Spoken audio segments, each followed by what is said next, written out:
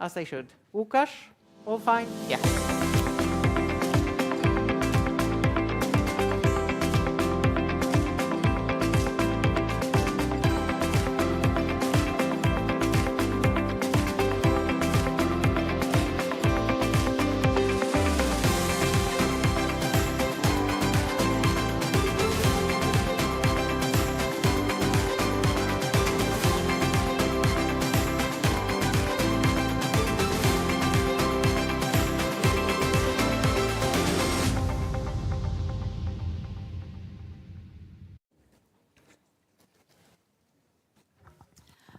Okay, hello everyone. My name is Josephine. I am head of a unit in charge of legal affairs and international matters and other things in DG Translation.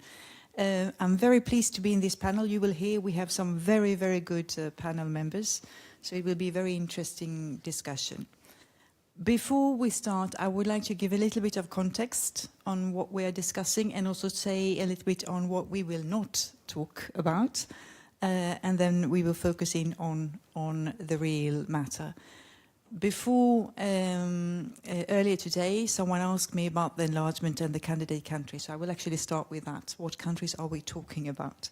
There are 10 currently. Montenegro, Serbia, Albania, North Macedonia, Ukraine, Moldova, Bosnia and Herzegovina, Georgia, Turkey and Kosovo. Politically, there have been a lot of discussions in the past 5 years on enlargement and accession to the European Union. And this political interest will continue under the next mandate of this Commission. Just a bit of reminder of things that you may already know, that it is for the member states to decide at a late stage in the accession process whether a new language will become an EU official language or not. That is a political discussion and decision. That will not be discussed here today.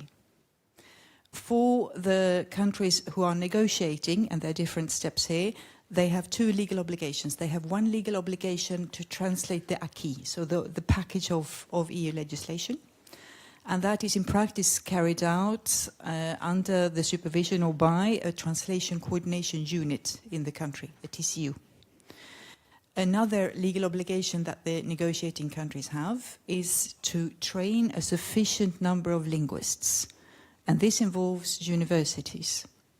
So what we will be discussing, you will hear from the panelists, is the translation capacity building for candidate countries. So that means, how do you build capacity in terms of humans, IT, terminology, whatever capacity you may need to conduct the work? What training is needed? How do universities help with this? How does it change the language industry in the country concerned, including, for instance, for freelancers? We will also hear from previous enlargements to what extent there have been any challenges and changes in the landscape there. And if we just look ahead, are there any opportunities for the language industry in this work? So this is the context that we want to discuss. Please enter any questions you may have in Slido and also in the room. We will take on questions by the end, but I would really like to hear from the panelists that we have. So I would start with you, Anka.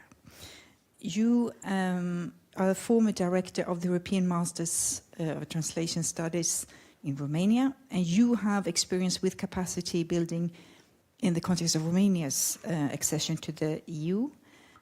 Could you please tell us a bit more of your experience, including the challenges that you faced? Thank you very much. So thank you for the invitation and for everyone still here in the room. I think that's quite spectacular. Romania, of course, came into the EU family in 2007, and that seems like a lifetime ago. What that really means is that at that particular point in time, when we were preparing the translation of the acquis, there was absolutely no technology to rely on. I'll put it that way. A little bit of, but otherwise nothing compared to what is currently in place.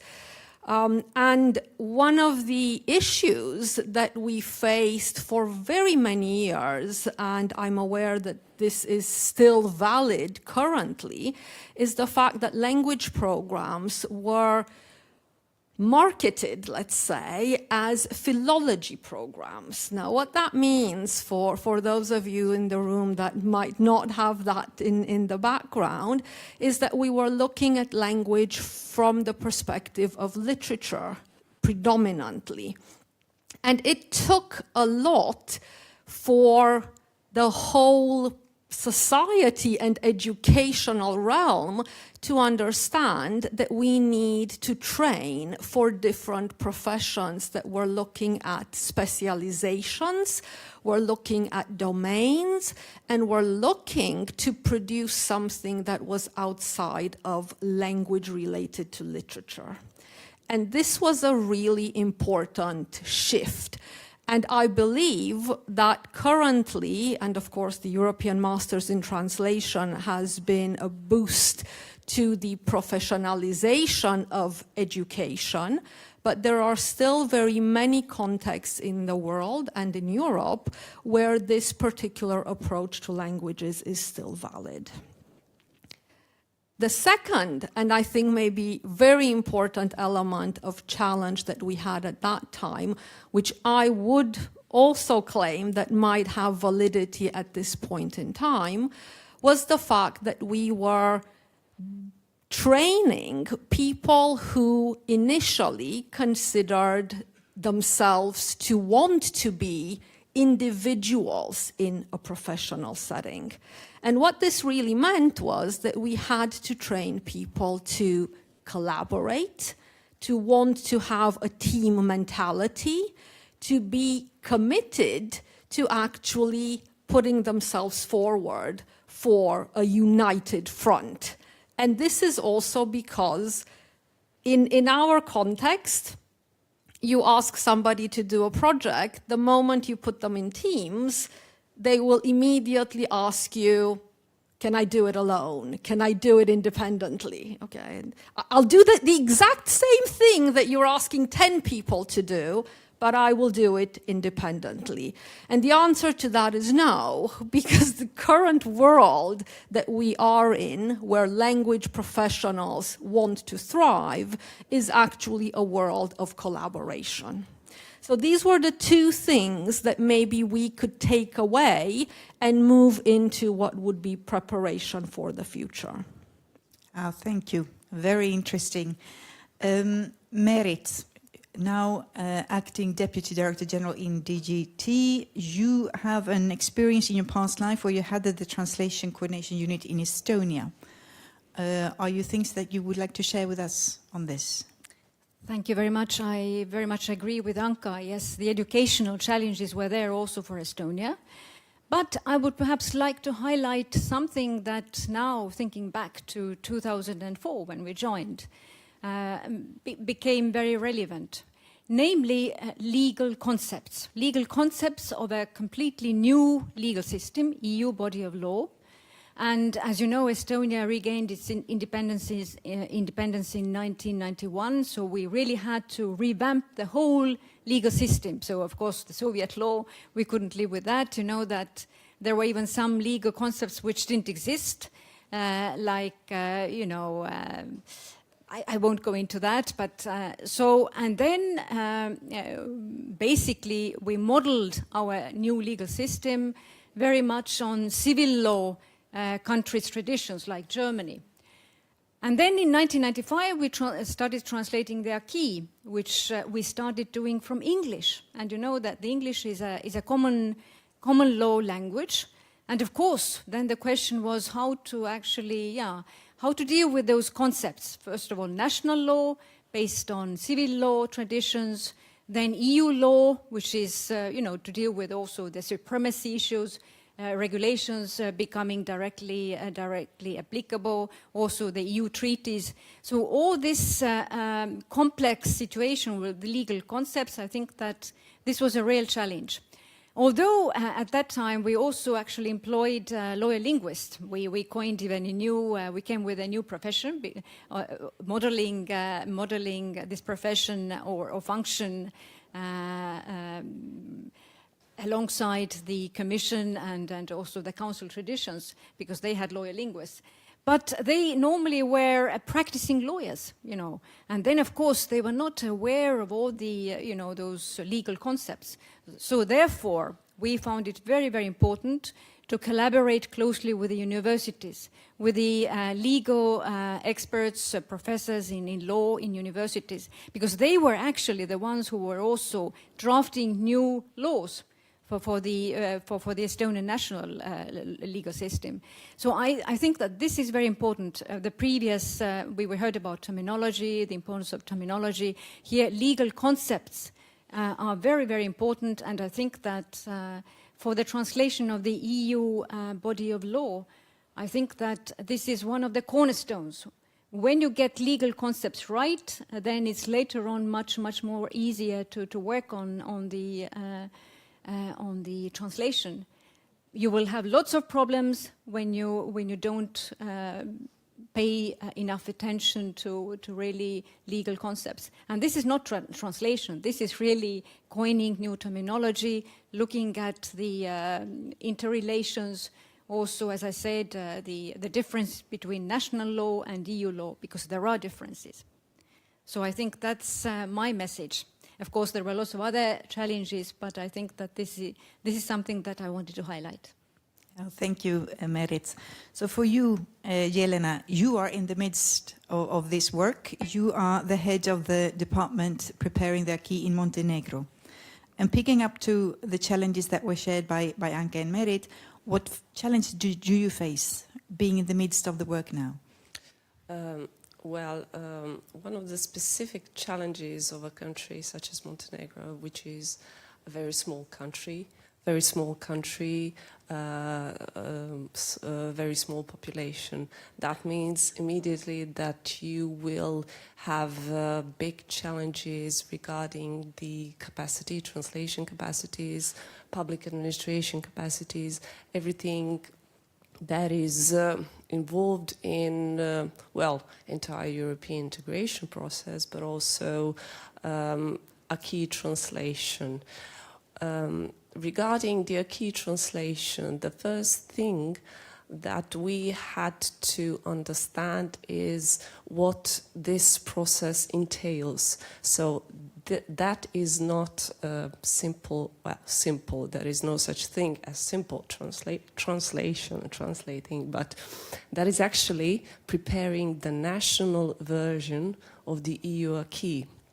Because that national version, those legal texts will, once the country becomes member of the European Union, that will become the official national law that will be applied and implemented before institutions, and that will be another version of the if of course we introduced new language in the European Union, that will be equal version of the EU acquis. So that is the first thing to understand the multilingual nature of the EU acquis, because each version of the EU acquis has to manifest in the same way in reality, to be written in such a way that is interpreted by each individual in the same way. So that is actually a very complex concept to wrap your head around. Regarding the entire European integration process, when Montenegro embarked the legal harmonization process and translation of the EU acquis, it turned out that translation is actually a big deal in the entire process, which was actually kind of a surprise. We never had such a comprehensive process where you needed so many translators, and it turned out that that was a great opportunity for the linguistic industry, and language industry as a whole, and new professions were created, such as a terminologist, a lawyer, linguist. We never had those professions before in our institutions.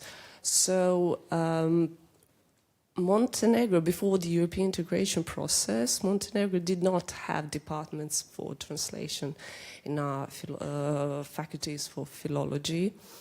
And however, professors and teachers picked up very quickly and decided to actually establish such departments in first in the university, National University of Montenegro. Later we had even private universities with these departments. So that was quite an impetus in creating capacities for future needs in terms of negotiation process and of course in the future membership context. Oh, thank you. I hear that you share common challenges here. So, Genti, you are the legal manager and program coordinator at the Regional School of Public Administration for the Western Balkans, here with a regional perspective. What challenges and opportunities can you share? Thanks, Josephine. Indeed, maybe to make a resemblance with the, let's say, EU setup. So RESPA, or the Regional School of Public Administration, is similar to to EUSA, or the EU School of Administration. So we provide capacity. Microphone close to the mouth. Closer, okay. So we provide capacity building for public servants across the region in a couple of topics.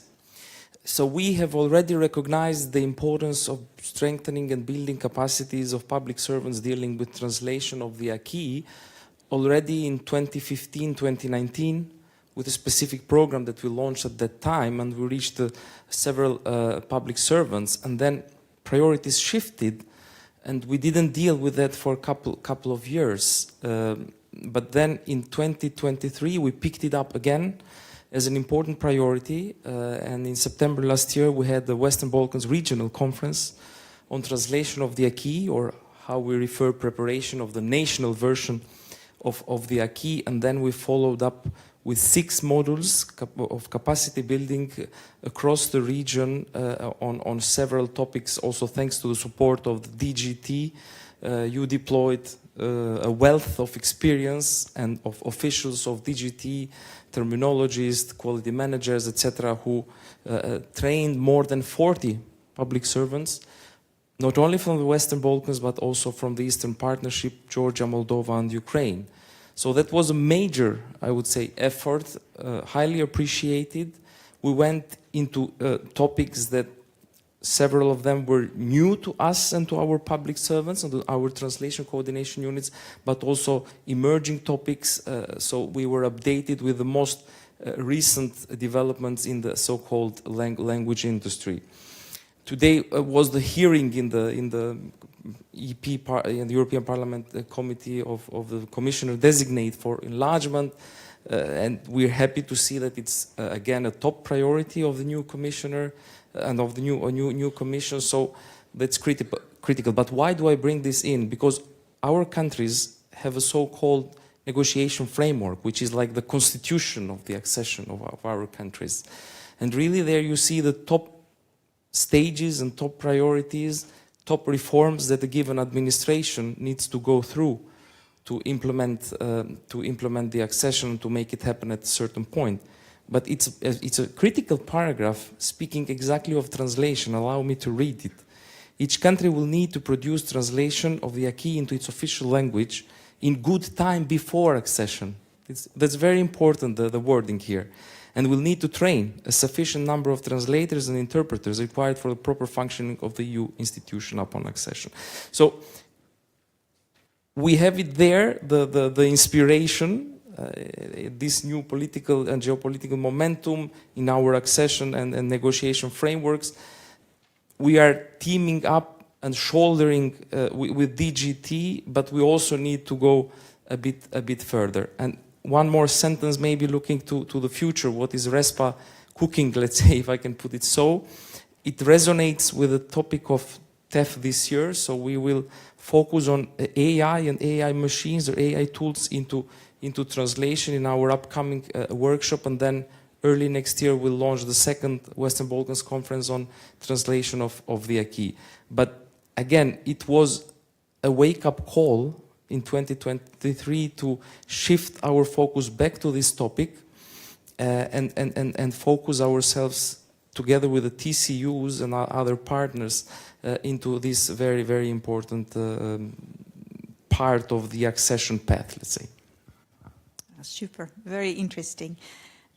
So I would like to give a couple of questions that are the same for all of you, so we can just hear the experiences. So if we first start with Merit and Anka, and then we will come with questions to all of you. With your experience, Merit and Anka, what lessons have you drawn from your past or current experience that can be of use for making translation of the acquis as efficient as possible? What is the magic trick? Okay, I'm not sure I have the magic wand, but I think one of the things that, and it's been floating in the air today and yesterday, for the Romanian experience, I think where we struggled quite heavily was on the terminological front. And there are colleagues in the room who are part of this process, so I hope I'm representing it correctly. But trying to get the terminology in place, the terminology approved with domain specialists so that it could then be used and used consistently was really one of the top priorities. And we did a study about 3 or 4 years ago in terms of the impact of the translation of the acquis on the language industry for the Romanian language. And during that interesting study, we also put together some data in terms of how many people were involved in the whole process. And we're looking at hundreds of translators and more than 200, 250 domain experts that were involved in ministries and public administration and other organizations that were aiding the process just to set the terminology in place.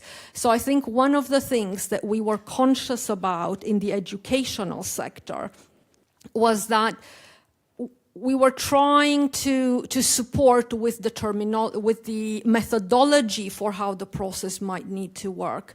But really what we were working to do was to put responsibility into our students so that they could understand the level of commitment that was necessary for a project of this nature. And of course, I'm in no way underestimating the effort that went into it. It was absolutely impressive.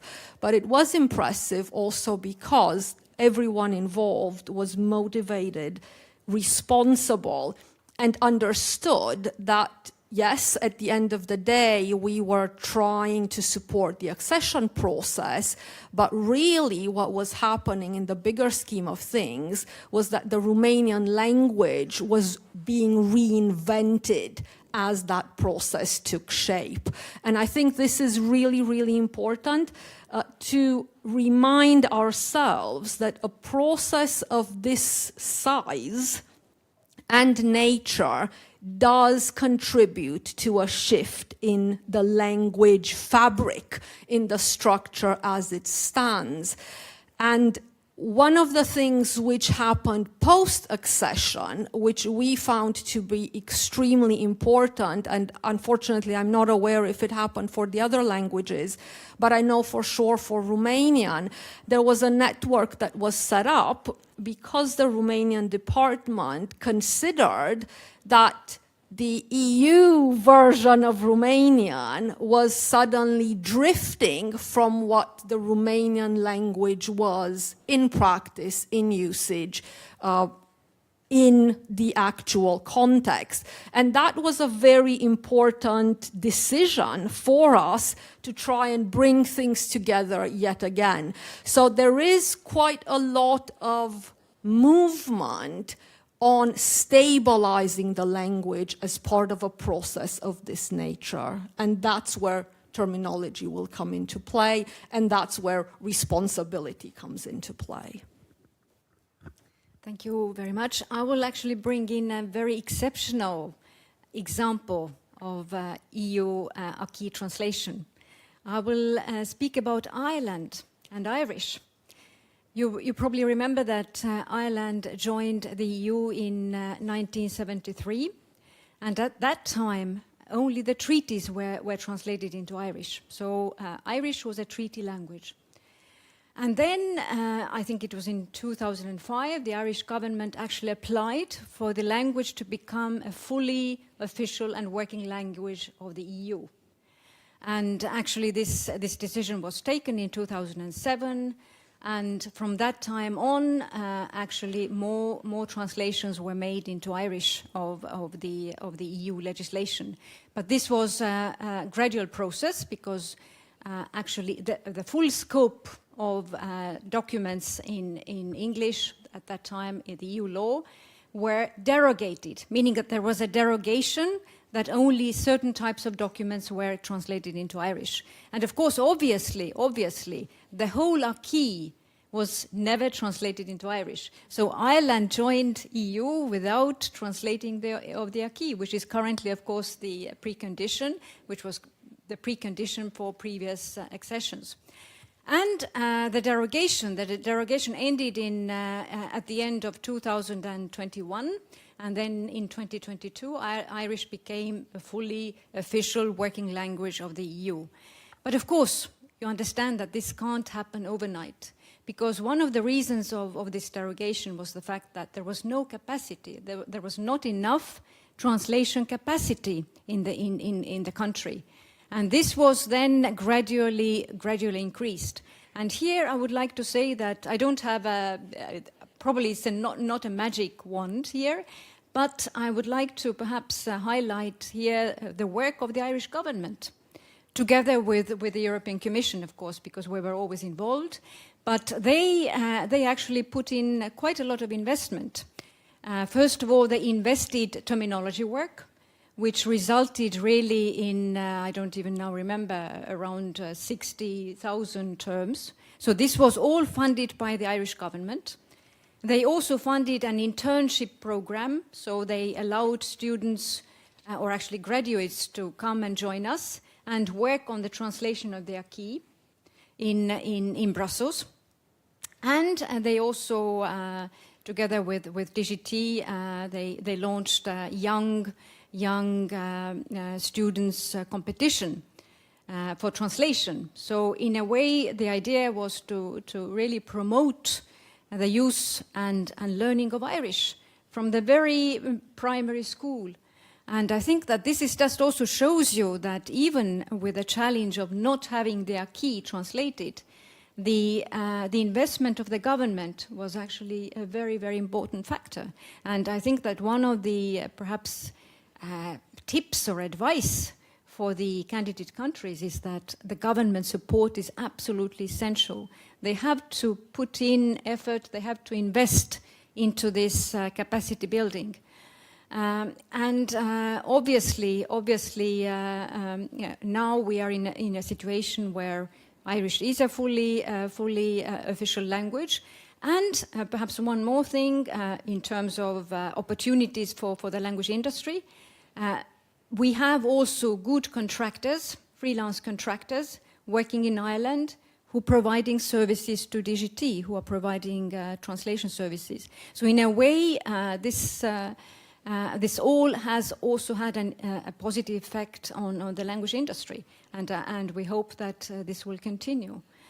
So just an example where acquis was not translated. I know that actually Irish translators in DGT had quite a lot of problems, because whenever a new text came in, a new act to be translated, there was nothing in the translation memory, whereas the other language departments, of course, had already a lot of previous translations to rely on. So my message is that it is very useful to have acquis translated, because all those translations will be later on actually retrieved in the translation memory and used.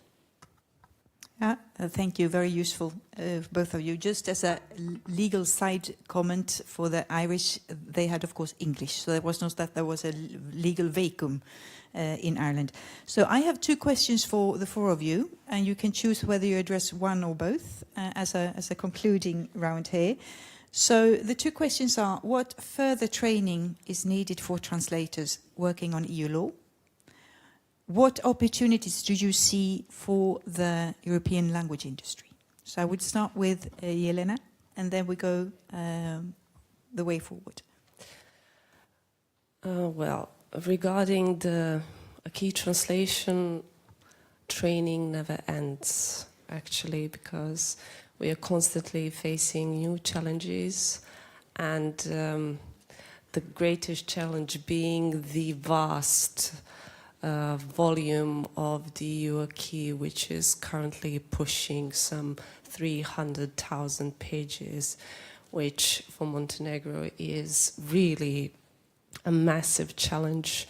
It has been a big challenge earlier when it was almost 200,000 pages. Now it really it seems like an incredible volume. So there is challenge of constantly changing landscape of information technologies. So you have to constantly educate translators in that sense, because you have to keep up. The good side of new information tools and is that they can actually help you rationalize, streamline the process and compensate the lack of translation capacities, which is good for us. Then regarding the acquis translation, translators must be aware of the overall context of the process and the nature of legal texts. They have to constantly learn about the nomography and the way the art of writing legal text. So yes, constant education is necessary in this work, even for us who are in the process for a very long time. Super, thank you. Genti. Well, personally, I'm a lawyer by profession, but a language enthusiast. So I think that translating EU law, but this is a personal feeling, is an incredibly specialized skill. So it is something that you really need to keep it up and to be updated as a translator or as a legal, linguistic, etc. So we need to marry the two areas, which are not easy to be married and to stay under the same roof, let's say. Advanced legal training, advanced legal translation and terminology. So if you are a translator by profession, by education, you need to go a bit deeper into the nuances of EU legal language, understand the legal concepts and accurately localized institutional and also traditional customs in different EU laws and pieces of legislation. Quality assurance, it's also very important, understanding the quality management frameworks and specific requirements, EU requirements for the translation and translation of the acquis. Jelena mentioned keeping up with the latest developments, AI tools, CAT, and all these efforts and all these novelties that are brought into the focus of a translator. And I will conclude with project management and process efficient your team. We have TCUs, the so-called translation coordination units. We had various case studies in our capacity building program, and we heard that different countries follow different approaches. None of them was to be criticized, of course. So it was very interesting to see how the processes were organized differently in different TCUs and what they could really pick up from each other and learn from each other.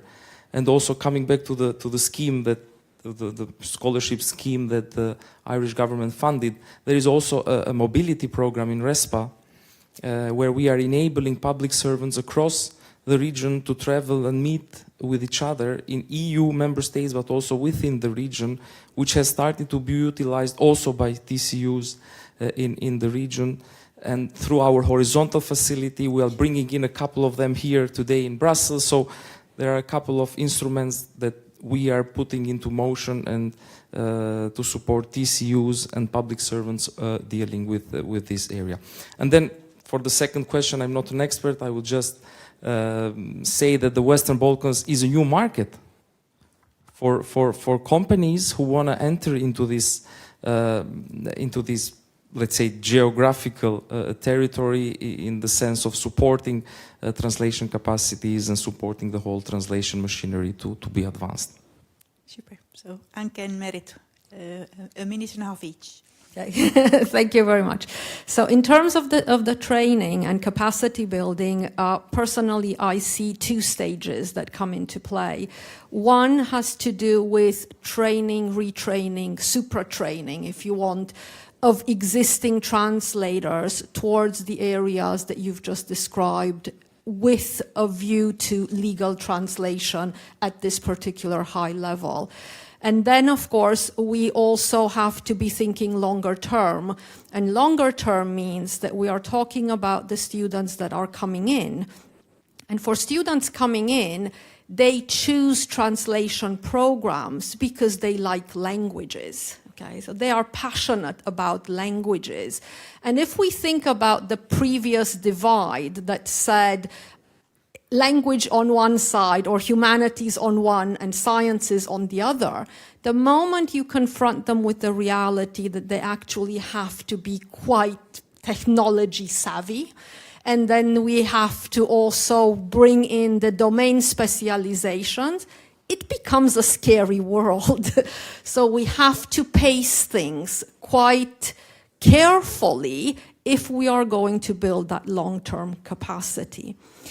But to maybe bring in the positive note that says, as a result of Romania's accession, there were a number of countries around Europe that introduced programs for translation with Romanian following the accession. So the language started to be looked at from a different perspective.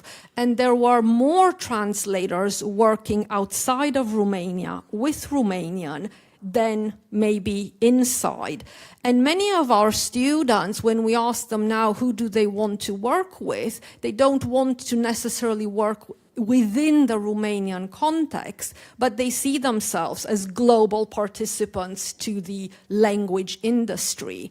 So in that respect, once you are able to bring students on that particular route that says this is where you might want to situate yourself professionally, and they can walk away understanding who they want to be as professionals, that's when a world opens up. And it also opens up as a result of the translation of the acquis. Thank you. Yeah, I will be very short. I have just a couple of tips here. I think that the volume to be translated is huge. It's around 170,000 pages or something like that, or even perhaps more. Yes. Which means that you will have to use freelance companies. So here's your chance for your opportunities for work for freelance companies. And I would also very much emphasize the need for domain knowledge, specific domain knowledge. If your translators don't have that, then you have to work with domain specialists, either in the ministries or elsewhere in the universities and in the academia. This is a must. And one more thing, I think that it's absolutely essential to understand the legal systems. First of all, your own national law, your own national legal system, and then of course the EU law. You have to really understand and have an understanding, at least a sort of basic understanding of law. And I would perhaps, yeah, limit my tips with those three. Thank you. Thank you, all four of you. Very, very interesting. So I'm very grateful we could hear your experiences here. I am also a person, I like to start my meetings on time. I also like to end them on time. So I will conclude the panel here. We don't have time for questions now, but we're happy to have other discussions later. I want to take one takeaway of the discussion we had now to build up also on the previous discussions we had in the previous day. So I will, all of you said it, but I will take the quote of what Jelena said. She said, translation is a big deal. It's a great opportunity for industry. And for me, this is the takeaway. Translation is a big deal. Thank you.